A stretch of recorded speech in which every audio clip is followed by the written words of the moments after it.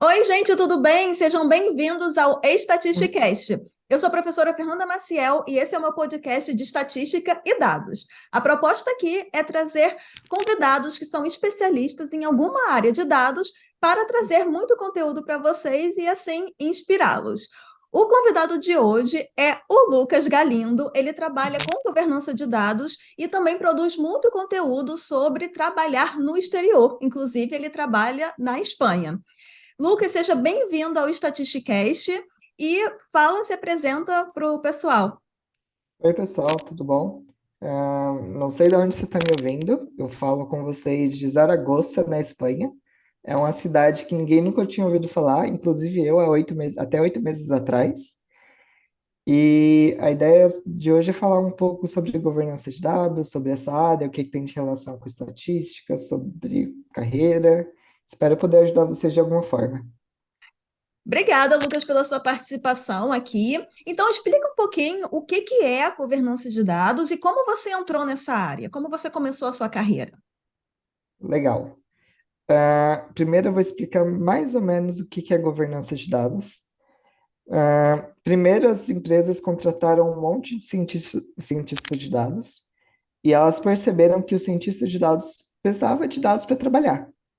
Assim, básico. Após ter esse boom, as empresas contrataram os engenheiros de dados.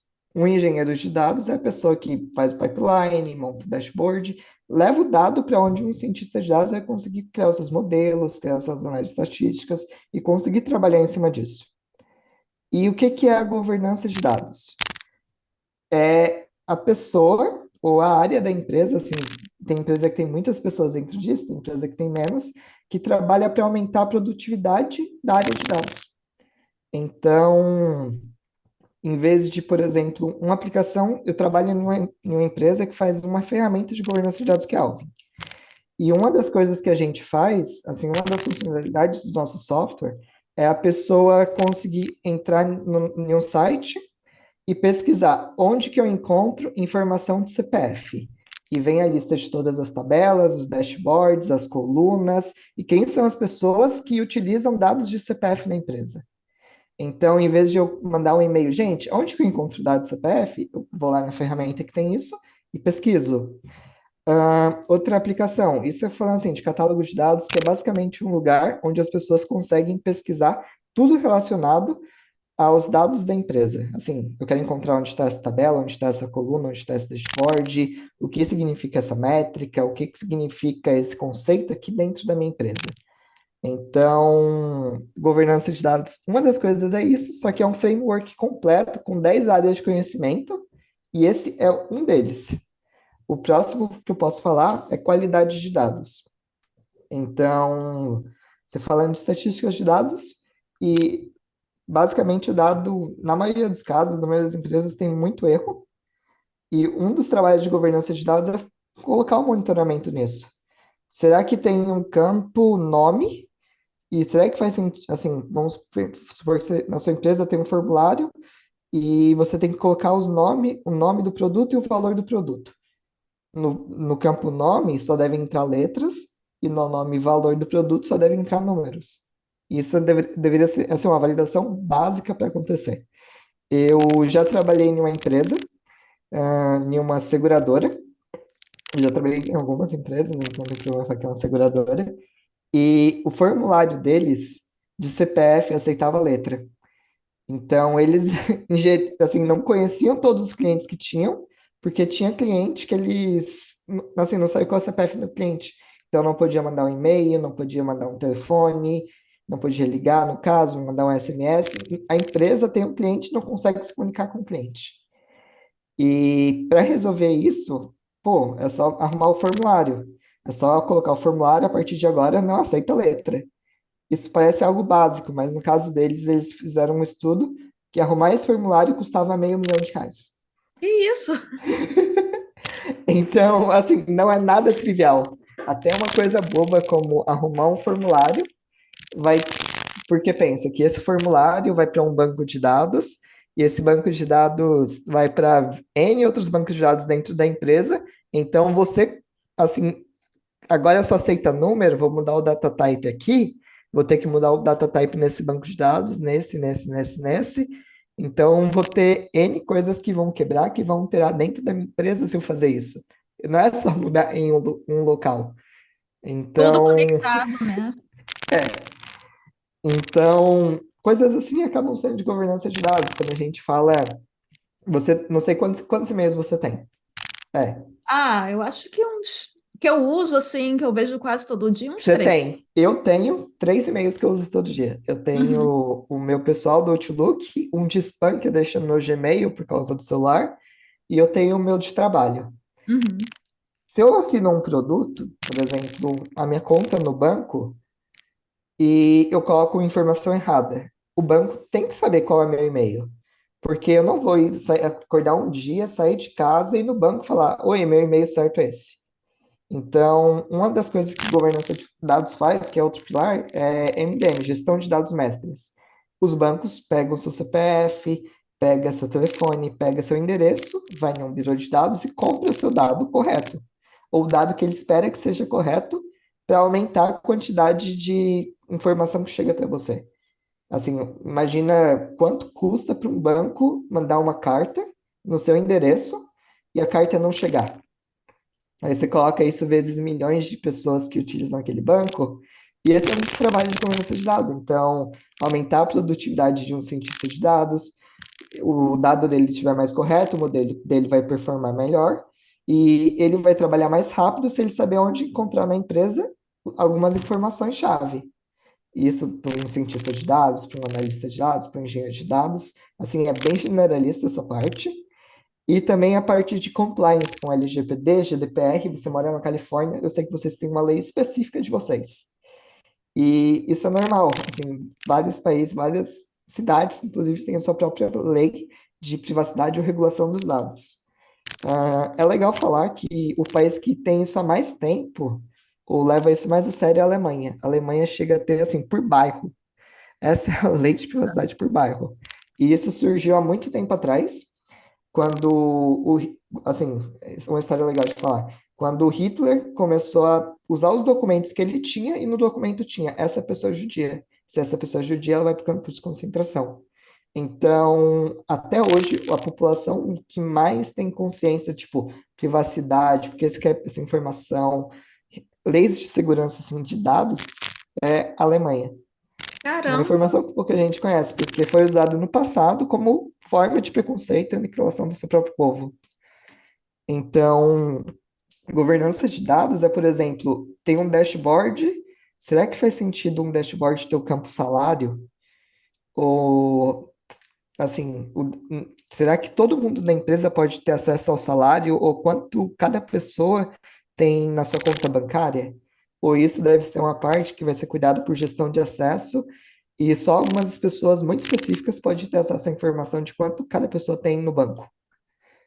Então, assim, governança de dados é um mundo. Assim, são 10 caixinhas de conhecimento, eu falei 5 até agora. E daria para falar as outras, mas passa também por, assim, não aprofundar nelas. A arquitetura de dados, você fazer educação de dados das pessoas na sua empresa. Pode parecer bobagem, mas hoje em dia as empresas falam muito em ser data-driven. Então, eu, assim, posso falar que é alguma coisa legal. Quando eu trabalhava no PicPay, o funcionário do telemarketing, se quisesse aprender dados, ele tinha um cursinho de estatística, ele tinha um cursinho de SQL, ele tinha um cursinho de Python, ele tinha um cursinho de como usar um dashboard. E, assim, isso é um dos pilares de governança de dados, a partir de cultura de dados, como ensinar as pessoas da sua empresa a trabalharem com dados. Então, assim, é muita coisa essa área de governança de dados. Quem quiser conhecer, eu tenho um cursinho na Udemy chamado, assim, é só você colocar no Google Governança de Dados, o primeiro curso que vai aparecer sou eu. E tem, eu chutaria que tem 10 professores dentro dele. Ele é um curso introdutório, assim, sobre a área. Hoje eu acho que custa R$ 70 e eu fico com R$ 5 de cada venda. Então, só para falar, cara, eu fico com quase nada do que você compraria, se realmente para educar, porque não existia, quando eu comecei na área, uma opção nesse sentido. E a outra pergunta é sobre como eu entrei na área. Eu trabalho com governança de dados há 6 anos, e eu tenho 24 anos. Então, e não é meu primeiro emprego, assim, é meu sexto emprego foi governança de dados. Eu comecei em TI, comecei como programador, assim, como estagiário, e, putz, eu não estava gostando. Fui lá, fiz um concurso público, passei no concurso público para ser piloto de metrô. Aí eu senti saudades de trabalhar com TI, assim. Aí eu voltei a trabalhar com TI como programador, passei em um layoff, basicamente, a empresa que eu trabalhava deixou de existir no Brasil, ela ainda existe, é a CGI, ou CGI em inglês. É basicamente a segunda maior consultoria do mundo depois da Accenture, mas no Brasil ela deixou de existir na época, porque eles só tinham um cliente. Legal.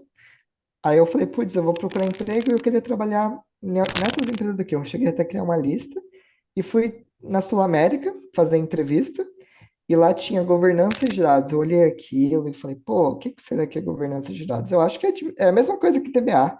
É para eu trabalhar administrando o banco de dados. Eu não quero ser um programador full-time, eu vou ser uma pessoa que cuida mais de SQL, de ensino de banco de dados, essas coisas. E era o que eu achava que eu ia trabalhar. Eu passei na entrevista, eu fui contratado e falei pro professor, pô, assim, pro meu professor de banco de dados da faculdade, eu vou trabalhar com governança de dados aí. Legal. Que isso? Aí eu falei, não é relacionado a CDBA, não, então. Eu cheguei em casa, fui colocar no Google governança de dados. Assim, na época tinha dois livros Isso foi em sobre que ano, Lucas? 2018 Uhum. ou 2019, porque é interessante falar do crescimento da área também. É por isso que eu perguntei, porque você falou que começou há 6 anos, mas esse ponto Junho eu de não sabia 2018. exatamente. Junho de 2018. E na época eu comecei a trabalhar com governança de dados, que é tudo isso, e tinha três pessoas na empresa que trabalhavam com isso, na Sul América Seguros. Então eu imagino uma empresa de 125 anos com dado pra caramba, assim, desde o dado escrito no papel há 125 anos, há 120 anos atrás, até o mais moderno modelo de machine learning para falar qual a chance de uma pessoa morrer de câncer. E, assim, eles tinham tudo, você pode imaginar. E três pessoas para cuidar de governança de dados para empresa desse tamanho. Depois disso, foi uma experiência bem legal. Eu comecei na empresa, tinha três pessoas. O Paulo Rusa, ele é bem conhecido na cena de governança de dados no Brasil. Hoje em dia ele é gerente no Carrefour, no Banco Carrefour de governança de dados.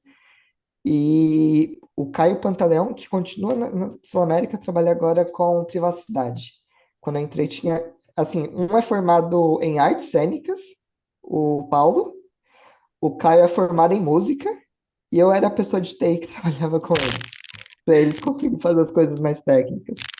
E, assim, eu como estagiário, e quando eu saí de lá, o time já tinha mais ou menos 10 pessoas, e se você for hoje, eu teria que ter 30 pessoas. E na época eles falavam, pô, no Brasil só tem três tipos de empresa que tem governança de dados. Banco, porque é obrigado por lei. Birô, porque, assim, birô de crédito, Serasa, Boa Vista, SPC, Neoway, TransUnion, porque o trabalho deles é comprar informação e vender informação, informação analítica ou um dado como seu CPF, seu telefone. Assim, tem vários produtos, mas a grosso modo é isso, né? Vender inteligência de dados, por isso eles têm que ter um dado muito maior do que as outras empresas, porque eles vendem para outros, são fornecedores de dados. E seguradora. E seguradora porque tem que falar com o segurado muitas vezes é um idoso, que não vai olhar e-mail, não vai olhar SMS, tem que chegar uma carta na casa dele. Assim, é o core da empresa. Se não chegar a fatura na casa do aposentado, como ele vai pagar o seguro? E não existe empresa se não tem faturamento. Então, é interessante falar isso. E quantas pessoas tinham lá? Era três. Legal. E é legal, assim, ver quanto cresceu. No meu primeiro ano, a gente teve uma reunião e falou, pô, a área tá bombando, tem 6 vagas no LinkedIn, a nível Brasil. No meu segundo ano, tinha umas 50 vagas a nível Brasil, muito por conta da LGPD. E, assim, eu recebi minha primeira abordagem no LinkedIn e eu fiquei, caramba, eu fui abordado no LinkedIn para trabalhar com governança de dados. surreal. Está Eu conheço todo. crescendo, chegou nesse ponto. Nossa, eu não acredito. Aí, hoje em dia, se for no LinkedIn, eu vou fazer isso agora. Vou colocar aqui governança de dados. E eu consigo falar que cresceu muito, assim, em um nível absurdo. Pessoas, governança de dados, localidade Brasil. Assim, eu lembro que quando eu criei meu LinkedIn, eu adicionei todo mundo que tinha governança de dados no perfil. Era 100 pessoas. Aí eu criei um grupo, um canal no LinkedIn, governança de dados no Brasil, e hoje em dia tem até um grupo no WhatsApp com as pessoas. E deu, tipo, 100 pessoas no LinkedIn e 50 pessoas no WhatsApp. Todo mundo que trabalha com governança de dados no Brasil na época. Hoje em dia, no LinkedIn, tem 72 mil pessoas que têm a palavra governança de dados no LinkedIn em algum lugar. Não significa que a pessoa trabalha com isso, significa que ela colocou no LinkedIn dela governança de dados por algum motivo. Se Uhum. você voltar de novo 5 anos atrás, 6 anos atrás, que eram 3 pessoas, assim, dá para ter noção de como a área cresceu. Exatamente. Eu achei muito legal o que você falou. Vou até voltar um pouquinho, né, na sua Uhum, apresentação da governança de dados, né? Tem toda essa questão da LGPD, toda essa importância, uma coisa que a gente está tomando mais consciência. O exemplo que você deu da Alemanha, né? A uhum, importância da privacidade mesmo. uhum, Até o ponto que você falou que o banco precisa entrar em contato com a pessoa, e isso é um custo muito grande, né? Eu acho que uhum, talvez a gente, como pessoas, nós, como pessoas físicas, não percebemos a uhum, importância, né? O custo e a falta de lucro que o banco não conseguia, ou qualquer empresa não conseguia atingir o uhum, seu cliente. uhum, Você tem um cliente lá e você não consegue se comunicar, é realmente um gasto muito grande. E é uma área que as pessoas não falam muito, né? Você falou que tem 10 partes, você só falou um pouquinho, deu uma pequena amostra, mas eu adorei o que você falou. E também da sua carreira, né? Você deu o exemplo de uma empresa que você trabalhou com 3 empresas, mas eu acho que a gente pode dizer que realmente é uma amostra, né, uhum, do mundo, pelo menos do Brasil, nessa área, né? Não tinha ninguém, você acabou de mostrar aí o LinkedIn, como nesses últimos 6 anos uhum. cresceu tanto, né? Claro, a gente não tem como saber se essas pessoas realmente trabalham na área, assim como tem pessoas que trabalham com governança e não estão no LinkedIn. Agora, você falou que começou muito novinho e você também mencionou que você trabalhou com 2 pessoas que eram formadas em áreas completamente diferentes. Então, você acha que para trabalhar nessa área não precisa ter uma faculdade em programação estatística, algo relacionado ao mundo dos dados? Ou isso era no passado e hoje em dia já precisa? Como que você vê essa relação, oportunidades e um estudo realmente universitário acadêmico ou não, um estudo de curso? Como que você vê um pouquinho nessa linha? Certo. Ah, é raro ter gente em governança de dados de TI, tipo eu. O mais comum, tem muita gente que é advogado. Por que advogado? Porque entende de leis de compliance, de LGPD, GDPR, privacidade de dados. Hoje tem uma multa muito grande se as empresas, assim, não seguirem isso. Tô tentando lembrar. Tá todo mundo falando de chat GPT.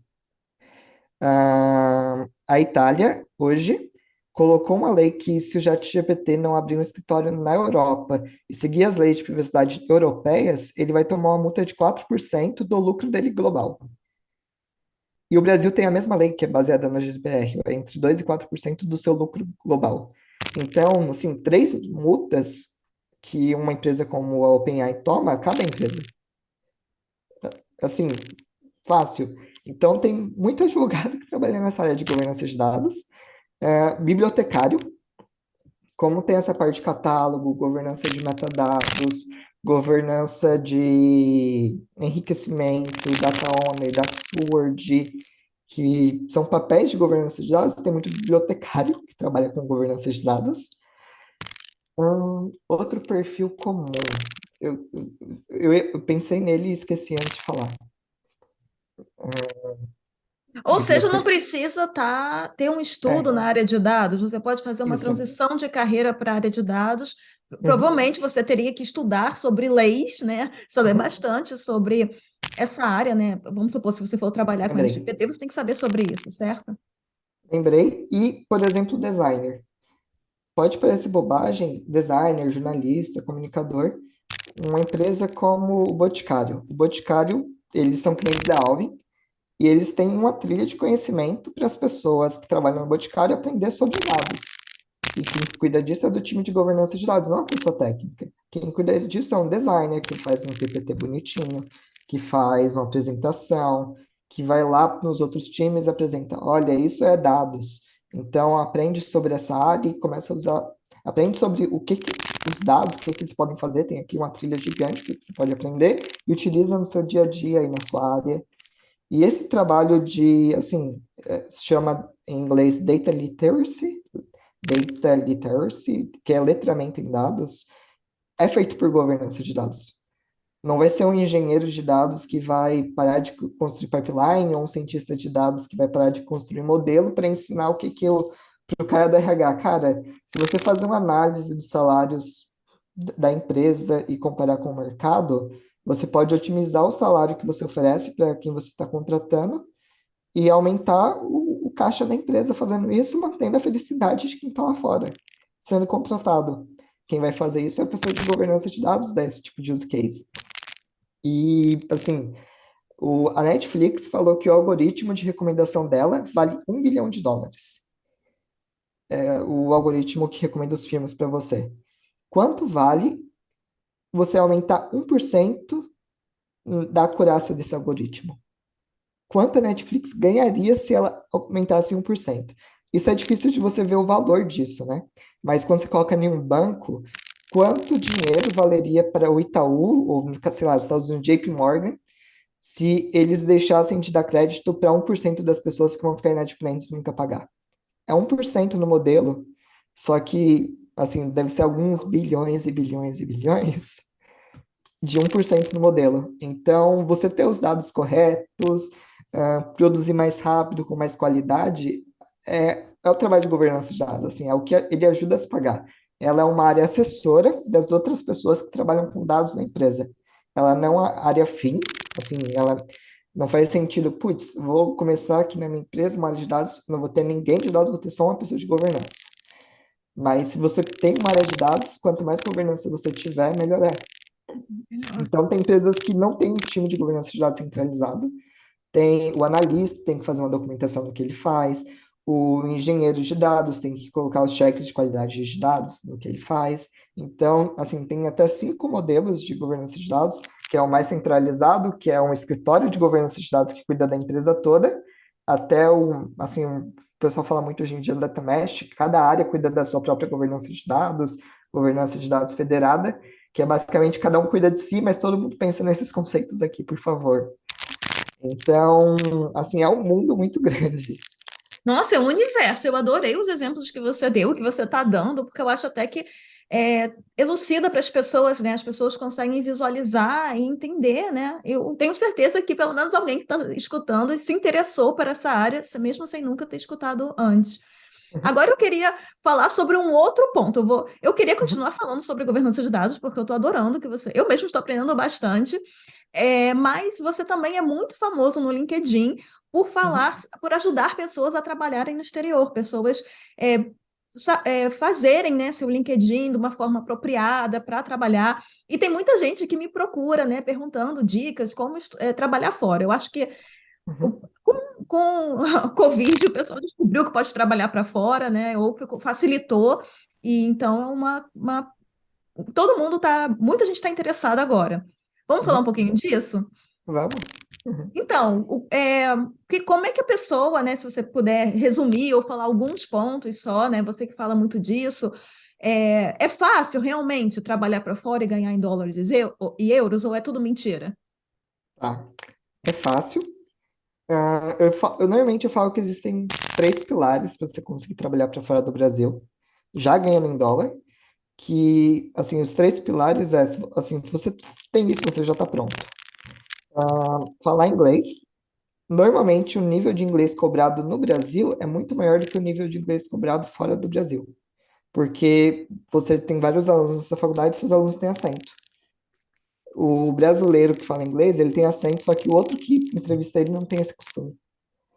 Ele só conhece o acento brasileiro e reprova por causa do acento brasileiro. É o famoso sotaque, né? Eu tenho um É. sotaque muito grande, e eu acho o máximo, porque eu sou reconhecida com um sotaquezinho brasileiro. Mas eu Uhum, acho que tem muita gente que se preocupa demais com detalhe, né, Lucas? uhum. Então, isso, o inglês. Assim, tem posição que vai precisar um inglês muito maior, e tem posição que vai precisar de inglês mais básico. E, cara, você só consegue saber se você for entrevistado. E muitas vezes o brasileiro fala inglês, ele só precisa ter duas, três conversas, entrevistas que ele se treina já tá pronto para passar nenhuma. Então tem esse ponto. O outro é ter faculdade. Assim, hoje em dia eu acredito, é muito vendido, putz, não precisa de faculdade, se não precisa estudar, se não precisa, sabe, faz tudo no YouTube, faz tudo sozinho. E não, é muito valorizado você ter gastado um tempo feito uma faculdade, ter feito uma educação formal, ter feito um curso extra. Isso é muito valorizado. Então, se você tiver saído da faculdade, tiver algum portfólio, feito cursos extras, tudo isso é bem olhado, é bem visto. Tudo conta, né? Porque acaba sendo um diferencial, certo? Uhum, sim. E o terceiro é experiência. Eu diria que o tempo mágico, assim, putz, tem 3 anos de experiência, perfeito. Estágio conta. Eu sempre falo estágio conta. Então, é você procurar um emprego para fora do Brasil. Fora isso, é muito pesquisar sobre o que que você está procurando. Por exemplo, os Estados Unidos é muito difícil ter uma vaga nos Estados Unidos com visto. Para Portugal, quase todas as vagas patrocinam visto. Você não precisa de visto para trabalhar do Brasil para os Estados Unidos. E tem muita gente que acha, putz, se eu for ficar aqui no Brasil, trabalhando para os Estados Unidos, eu preciso de visto? Não. O que que o que que você vai precisar contratar um contador que vai abrir um CNPJ no seu nome, você vai emitir nota fiscal do Brasil para o exterior, o serviço, tem alguns serviços lá, e você vai colocar em uma classificação que o contador sabe responder, mas eu não sei. O que eu sei é que você paga menos imposto sendo um PJ do Brasil para o exterior do que sendo PJ do Brasil para o Brasil. Caramba!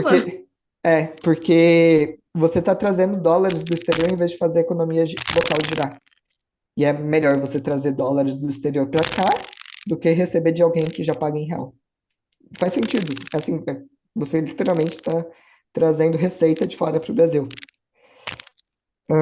E sem contar que você está ganhando em dólar, né? Ainda tem esse Sim, detalhe. sim. Então, é algo muito comum. Assim, eu tenho um LinkedIn, 90% do conteúdo é gratuito, que eu dou dica de visto, eu dou vista de trabalho, eu posto vaga, eu faço live como essa daqui, assim, 2 vezes por semana, eu dou dica por área, por país, cara, eu dou muito conteúdo dentro do meu LinkedIn. E muita gente consegue emprego assim, e quem quer comprar, tem alguma coisa diferente, eu vendo um webinar que é Como Arrumar o LinkedIn para Vagas Internacionais. Ele custa, quando, assim, a primeira turma custa R$ 80, a cada slot eu vendo a R$ 100. É muito barato, porque a pessoa que passa nele ganha o menor salário de um aprovado até hoje foi R$ 10.000 por mês, e o maior salário foi R$ 120.000 por mês. Nossa, que E trabalho é esse? ele é vendedor de software do Brasil para os Estados Unidos. Ele tem o mesmo trabalho que eu, e ele ganha quanto? 6 vezes mais do que eu. Isso porque eu já vivo no exterior. Então, o melhor lugar do mundo, se você quiser ganhar dinheiro, é você ficar no Brasil trabalhando para fora. Seu custo de vida é baixo, você paga pouco imposto. Você sabe que morando fora do Brasil você paga mais imposto do que no Brasil. Seu custo de vida é mais baixo. E quando eu falo pagar pouco imposto, é nível tipo entre 8 e 10%. Assim, quem é CLT, acima de R$ 5.000, R$ 5.500 hoje em dia, está pagando 27,5%, Uhum. contando tudo. Você pagar 8% de imposto é quase nada. Eu que estou E na Califórnia, aqui o imposto também é bem pesadinho, é bem mais que isso. aqui na Espanha gira na casa dos 30%. E é um país na Europa, assim, na média. Se você for para Suécia, Noruega, esses países nórdicos, você vai pagar 50% de imposto. Uhum. Então, realmente, o melhor lugar do mundo para você fazer dinheiro e acumular esse dinheiro é no Brasil.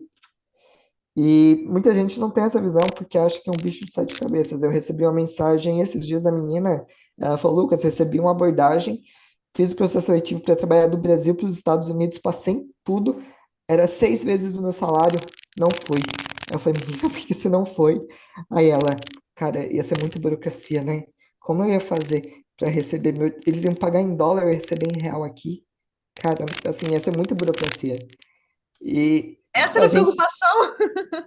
era. Aí eu falei para ela, você ia pagar 8% de imposto. Tem vários contadores, assim, você acha no Google o contador que consegue fazer tudo para você, você só ia ter que trabalhar. Ela, mentira, sério. E também sobre um pouco de letramento, assim, das pessoas de conhecer o que que elas podem e o que que não pode. Então, foi o que eu falei, Estados Unidos é um país muito difícil para ter uma vaga com visto patrocinado. Mas é muito Uhum. fácil você ficar do Brasil trabalhando em remoto dos Estados Unidos. E eu recebi mensagem do tipo, Lucas, meu sonho e o que eu quero, e só saio do Brasil se for para eu morar na Califórnia. Trabalhando, eu já recebi mensagem da pessoa falar o bairro que ela quer morar. E eu fico, tá, mas você sabe que não existe visto, né? Assim, ou você vai fazer uma faculdade nos Estados Unidos e acaba ficando, mas, ou você começa uma empresa no Brasil e depois de 1 ano, 2 anos, tem a possibilidade de você se mudar. Não é igual minha empresa me trouxe para a Espanha, eu falei, cara, eu quero morar na Espanha. Eles pegaram uma desses documentos, mandaram para o governo da Espanha, já tá aqui rapidinho. Para os Estados Unidos não é assim, não tem tanta vaga assim, para ser sincero. Eu passei por isso, né? Eu vim como Hum, estudante e acabei ficando. Mas um uhum, ponto que eu sempre falo sobre os Estados Unidos, que eu acho também que acontece com a maioria dos uhum, países da Europa, gente, os Estados Unidos, por ser um país muito grande, com muito potencial, o uhum, mundo inteiro está tentando vir para cá. Então, ao você uhum, tentar uma vaga nos Estados Unidos, você está concorrendo com mais de 1 bilhão de chineses. Os indianos, aqui é cheio de chinês e indiano, então tem muita uhum, gente. Por causa disso, e também até por leis lá da Constituição americana, né, de dar prioridade uhum, para os americanos, tal, o visto não é assim tão fácil. Tipo, gostei de você, vem. uhum, Até antes de fazer o doutorado, eu trabalhei numa empresa depois do mestrado, e eu estava trabalhando numa empresa com um visto de uhum, permissão, e eles queriam pagar para o meu visto, ainda assim tinha a lottery. Lottery é um sorteio, uma vez por ano, nos Estados Unidos uhum, eles fazem um sorteio de visto. Então, você está aqui, já tem a sua vaga, a empresa quer pagar para o seu visto, porque a empresa paga e não é baratinho, né? Eles têm que pagar uhum, até o advogado e tudo mais. Você tendo tudo perfeito, aí você tem que passar pelo sorteio do governo americano, que tem um. No ano que eu apliquei, eu acho que eram 30, 40%, e a cada ano é menos, porque as pessoas tentam de novo, né? Uma vez por ano só. Então, realmente, um visto de trabalho é uhum. complicado. Então, tendo essa opção de ficar no Brasil, se é uma opção para você, né? Ainda por cima, com o custo de vida menor, eu acho que é uma opção. Mas agora, Lucas, só me responde uma coisa que pode ter ficado dúvida para o pessoal, porque no começo você falou da sua área de governança de dados e agora você falou sobre trabalhar no exterior. Mas você não Uhum. ajuda pessoas somente que querem trabalhar nessa área de governança, certo? Quais são as Certo. áreas que você ajuda o pessoal? Eu recebo, embora o webinar seja entre 80 e 100 reais, antigamente era 50 reais, eu recebo mensagem, Lucas, esse webinar é para mim? Aí eu vou ver, a pessoa assim, desenvolvedor de software sênior, eu fico, cara, como é que não? Mas não é só para TI, assim, é um medo que as pessoas têm, mas também não é para todas as áreas. Eu consigo falar que Newton Mangela, se você colocar no LinkedIn, você vai ver. Newton Mangela. Ele está na Austrália trabalhando como engenheiro de mina de carvão e ele conseguiu um emprego através do webinar. Ele é engenheiro de mina de carvão. Tipo, cara, se ele me mandou uma mensagem, Lucas, seu webinar é para mim? Eu falei, não, não é para você. Você vai arrumar emprego em mina de carvão com visto patrocinado? Aí e ele, ah, de boa. Aí, uns 2 meses depois, ele falou: consegui um emprego na Austrália com visto patrocinado. Me mudo daqui 4 meses. Eu fiquei, caramba. Então, Bom assim, saber, bom saber. eu me surpreendo às vezes. Tem. Eu acho que hoje em dia existe mercado para tudo que é emprego de escritório. Se você trabalha no escritório, existe o trabalho remoto na sua área. No nível de. Eu tenho um amigo que, quando você é estrangeiro nos Estados Unidos e precisa ir num hospital, todos os hospitais dos Estados Unidos têm um intérprete. por telefone, se você não fala inglês. E você paga mais por isso. O trabalho dele ele atende brasileiros que não falam inglês e vão no hospital falar com o médico. E ele ganha muito bem para fazer isso. Tipo, eu vou falar que não vou falar o nome dele, ele ganha mais de R$ 10.000 para fazer isso.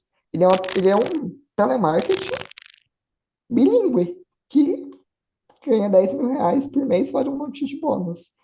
Então, o Ah, segredo é saber se vender, saber se posicionar, digamos assim, né? Fazer o seu, ter esses 3 pontos que você falou, uhum, colocar o seu LinkedIn no formato que você uhum, ensina, uhum. então a pessoa já tem ali uma grande chance. E aí é saber se posicionar e saber procurar vaga. É isso mesmo? É isso mesmo. E a ideia do webinar é justamente você começar a receber abordagem no seu perfil. Então, você vai fazer as dicas no sábado, e normalmente na segunda eu já recebo mensagem: Lucas foi abordado 4 vezes hoje, Lucas foi abordado 2, 3, 4 vezes hoje. E, cara, a maioria das abordagens vão perguntar se você está nos Estados Unidos, você vai perguntar se patrocínio visto, pode chamar todo o Brasil, e você só precisa passar em uma. Então, assim, o que que eu faço é aquele cara que trabalha no Brasil e ele ganha R$ 10.000, já tem faculdade, já tem pós, já tem tudo, ou Tenho aquele cara, inglês. e o inglês, ou aquele cara que está procurando o primeiro emprego dele, procurar um primeiro emprego no Brasil, procurar um primeiro emprego fora do Brasil dá na mesma, se você está procurando algo remoto. E só que se você conseguir algo remoto, você vai ganhar R$ 20.000 para cima, provavelmente. Então, assim, um salário de entry level de data analyst na Califórnia, a gente está falando uns 4, US$ 5.000 por mês. Aí o americano vai pagar US$ 3.000 para contratar pessoas fora dos Estados Unidos como contractor, que dá R$ 18.000. Cara, seu primeiro emprego ganhando R$ 18.000, tem muita gente que é assim. Então, assim, eu falo até um pouco de faixa de salário, que é primeiro emprego entre US$ 3.000 e US$ 5.000, segundo emprego entre US$ 4.500 e US$ 7.000. Você é um cara mais sênior, US$ 5.000 até US$ 8.000, remoto do Brasil para o exterior. Então, inclusive, até quanto mais júnior você for, mais fora da área, assim, mais no começo da sua carreira você tiver, melhor é. Porque muitas vezes o cara é um sênior, trabalha em uma empresa legal aqui no Brasil, ele tem bônus, tem PLR, 13º, 14º salário, isso, aquilo, não faz sentido. Agora, para quem está começando a carreira para o exterior, sempre vai fazer sentido ganhar R$ 18.000. Sempre. Vai ser melhor fazer isso do que ganhar R$ 2.000 como PJ aqui no Brasil. E tem alguns casos assim, tem gente que está na faculdade e consegue um emprego no exterior.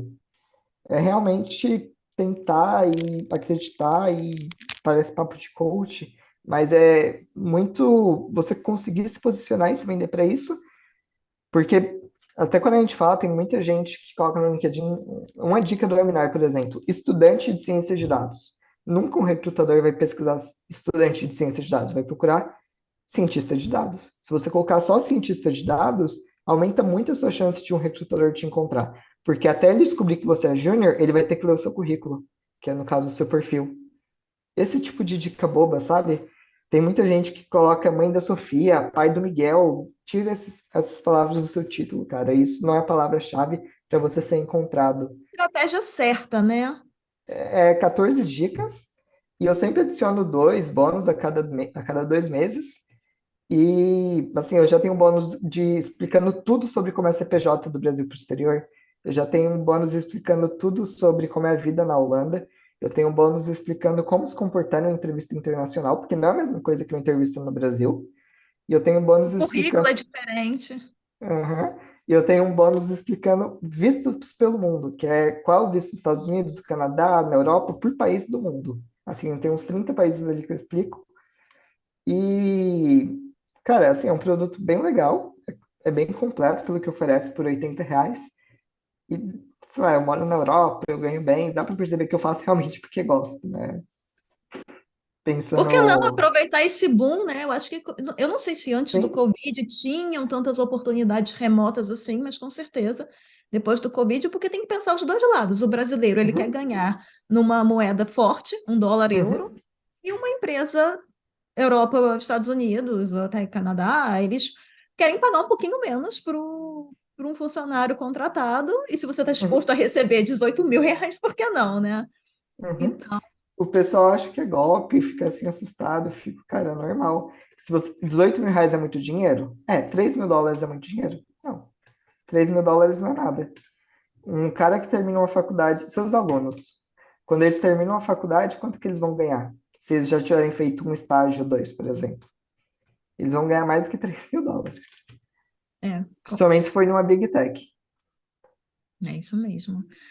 Lucas, adorei o nosso papo. A gente está se encaminhando para o final do podcast. Essa hora geralmente é a hora que eu falo para você fazer o seu jabá, mas eu acho que você já falou bastante durante o podcast sobre o que que você faz, né? E eu adorei as duas sessões desse podcast que dá para dividir em dois, o que você ensinou sobre a sua área e o que você falou sobre o que você também ensina e ajuda as pessoas. Mas só faz então um convite final para o pessoal, onde que eles podem te encontrar e onde que eles podem encontrar o seu famoso webinário. Certo? O webinar não está sendo. Assim, quando você colocar no ar, deve estar sendo vendido no Lucas Galindo, que é meu LinkedIn.